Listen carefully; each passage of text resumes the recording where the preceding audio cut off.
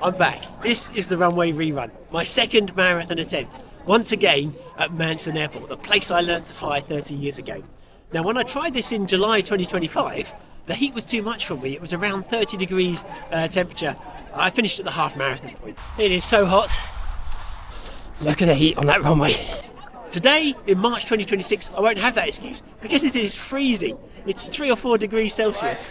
This is my second attempt. Started okay. I'm in the middle of a hailstorm. But I feel stronger, I feel fitter. Let's do this. And we're off.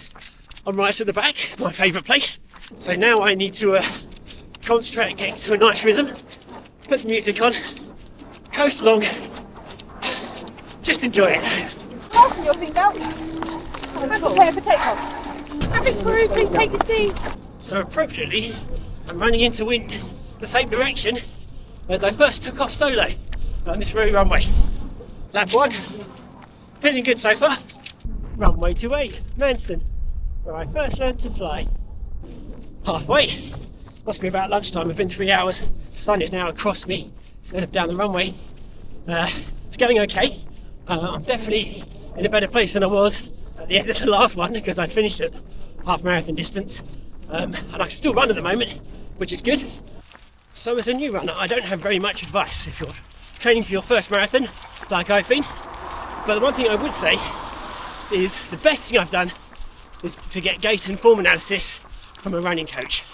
So I went to see James for something he calls a runner's MOT. He had me on the treadmill and then he videoed and using some other electronics measured how I run. And from that, created these animations. And these tell us lots of interesting things. So when I first started running, my cadence wasn't very high.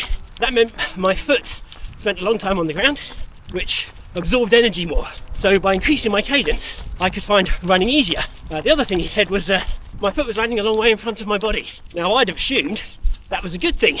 Stretch your legs out and get further ahead, but it's wrong. If your foot lands in front of your body, it acts as a brake, slowing you down. So the other thing he's taught me is to try and have my foot land underneath my waist rather than so far forwards. All of these little changes to my technique changed my running style.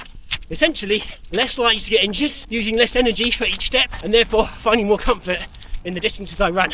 In fact, I would say that is the best thing I've done in my running training. I then signed up to have him as my coach, and not only did we improve my technique further, we also then covered things like nutrition, eating whilst I run, and making sure I have enough energy, especially for the long runs. It's also quite nice having someone on your side just to say, that run was hard, and then to ask you questions about why you found that run hard, and what potentially you can change to make it easier next time.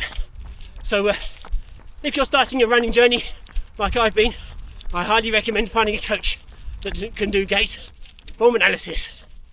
Starting lap 4. And if I'm starting, that means I've got to finish, which is good. I am feeling it now though.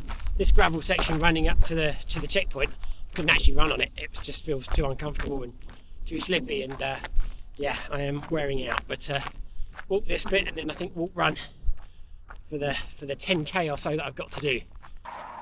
With all this running, I might have angered the gods with that storm over there. Don't think it's going to come this way. If it does, I get a bit wet. So my first marathon attempt was in the blazing sunshine, 30 degrees. This is my second attempt. Started okay. I'm in the middle of a hailstorm. It's cold and it's windy, but I am on my last lap. If you're seeing this video, that means I have finished my first marathon. Go me! Thank you for all your support and encouragement. I have enjoyed the running in all weather conditions. I've definitely improved my fitness thanks to this challenge, and I'm going to keep running, but maybe not so extreme. Well, till the next one, run Rootie.